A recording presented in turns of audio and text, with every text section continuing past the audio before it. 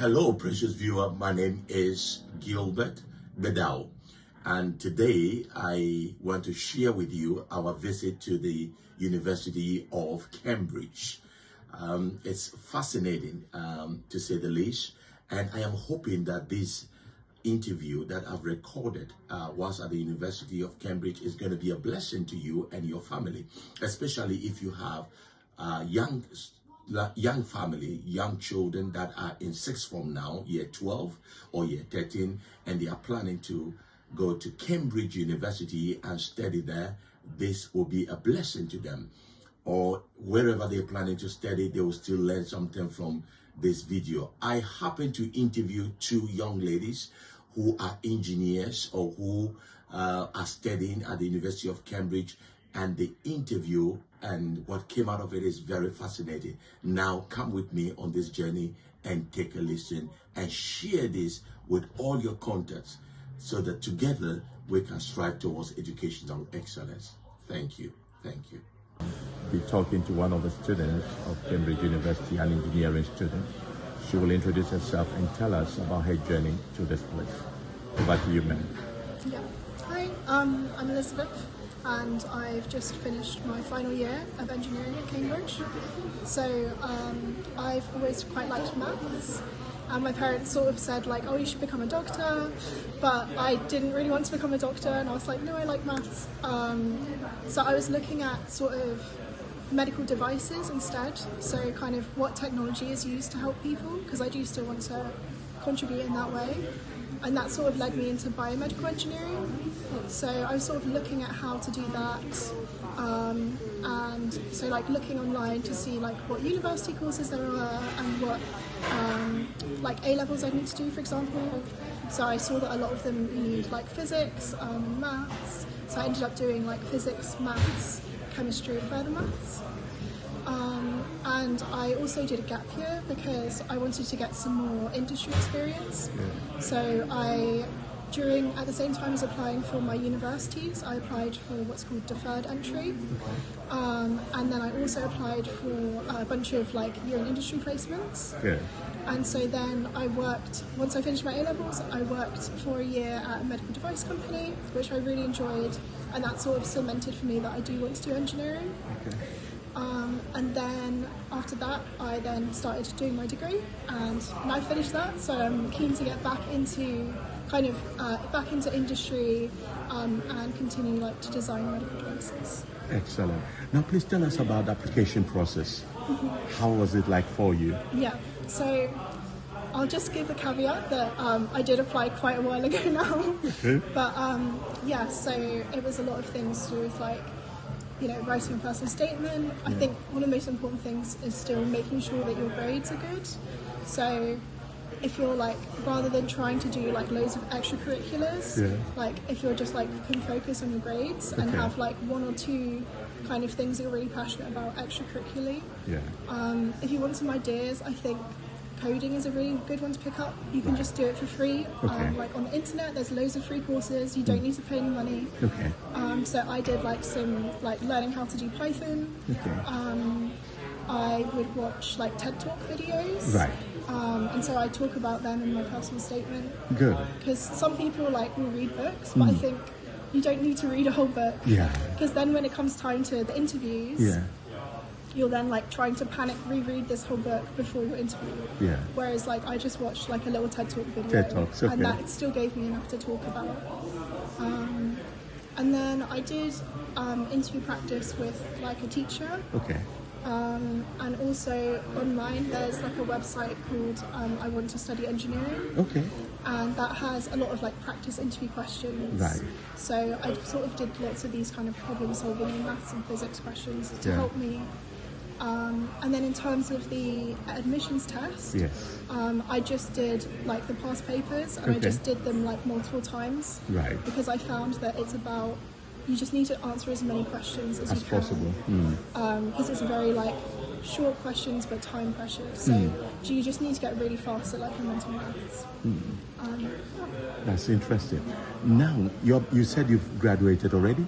Last week. You graduated last week. Congratulations. That's why my voice is a bit... Yeah, congratulations. Yeah, thank you. So you're now officially an engineer.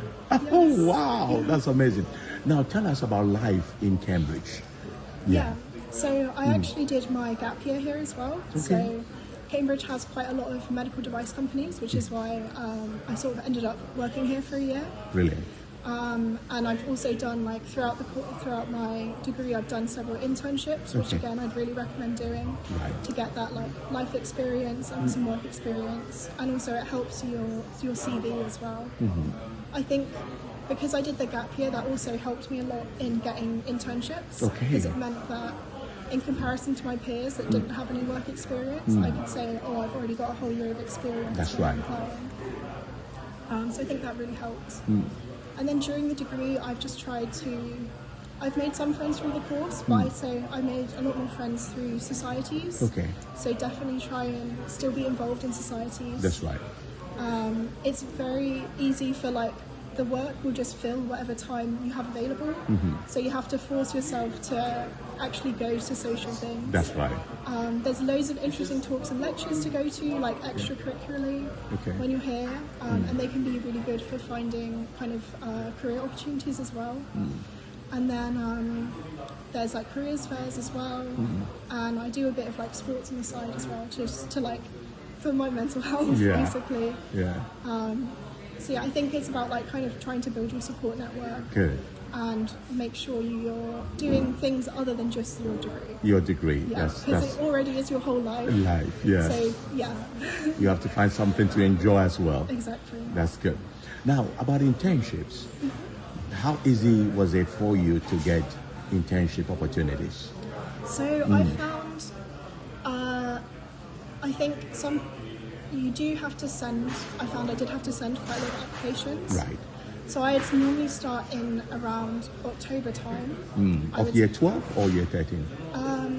So to get my year in industry, I started in year 13. Year 13, okay. And I did it through something called the EDT Year in Industry Scheme. Okay. Which I would recommend because it just gives you a bit more support and structure. Right. So they sort of act a bit like a recruiter or UCAS, where you do like a telephone interview with them. Okay. They give you a CV template, and then they have a bunch of listings on their website, and you say like, this one looks interesting, and then you can say like, can I have more information on this one? And then they help arrange the interview for you. Okay. So I interviewed at 3 places, right, and then ultimately like chose the one I liked best. Yeah. And then for internships during the degree, I'd normally start applying in like October, November, and sometimes I would keep applying all the way up till May or something like that. And I'd say I normally would send, on average, maybe like 10-ish applications in total. Right. But that's partly because I'm quite picky. Okay. So, which is good. Yeah. So, you know what you want. Yeah. Because I'm quite focused on wanting to work on medical devices. Medical devices, okay. And I wanted to have a bit of a mix. I wanted to work like at a startup. I wanted to work somewhere more medium-sized. That's right. There's also something called the Europe scheme, which is UROP. And that's basically like an internship but in academia. Yeah. So you can do them either here at Cambridge or you can do them at other universities as well. So I did that for one of the years. So you can either do that they sometimes advertise them, and you can just apply, or you can also just email professors. So I would just look up like medical devices, research Cambridge, and see what professors there were. And then just email them, say like, hi, I've read a couple of your papers, it looks really interesting. Here's my CV. Do you have any opportunities over the summer, or do you know someone that might? And so by doing that, I emailed I think like 3 or 4 people, and then one of them came back to me and was like, "Yep, I've got space in my lab." And so then I got to work there over the summer. So that was the summer after my first year, and I worked on a new method for delivering anti-cancer drugs to brain tumours. So that was very cool. And I think it's really good to get some experience in academia Right. as well as in industry. In the Because then industry. you can work out which one you like better. Good. Yeah. So what's the future looking like for you? Yes, I still want to stay in medical devices. Okay. I haven't quite decided yet if I'm going to go to industry Or stay in academia. academia. Yeah. So yeah, I need to talk to my supervisor. Right. Because during fourth year you do a research project. Okay. So I've just finished my research project in sustainability and healthcare. Oh, so that's good. looking at how to make single-use medical devices and try and reuse them. So I'm going to talk to my supervisor of the project and see if there's potentially funding for me to continue that work. Okay. And if there's not, there's loads of jobs in industry that I'd be quite happy to do as well. Good. That's excellent. Now, what would be your advice to young girls, especially in primary school, secondary school, who would like to become engineers? What would be your advice? So I think that I got it in my head that because I liked maths, that meant that I was not creative. Yeah. And so that I was bad at art or something like that. But I think engineering is creative. Okay.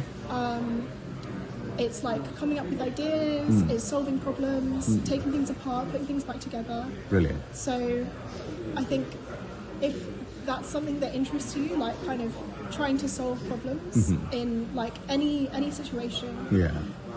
then definitely I'd look into engineering. Engineering. And yeah, I think, like I said, the coding is like a great one to do. Do STEM outreach as well. Okay. There's a lot of opportunities coming up related to sustainability. So Right. if you're passionate about sustainability or like helping your community, then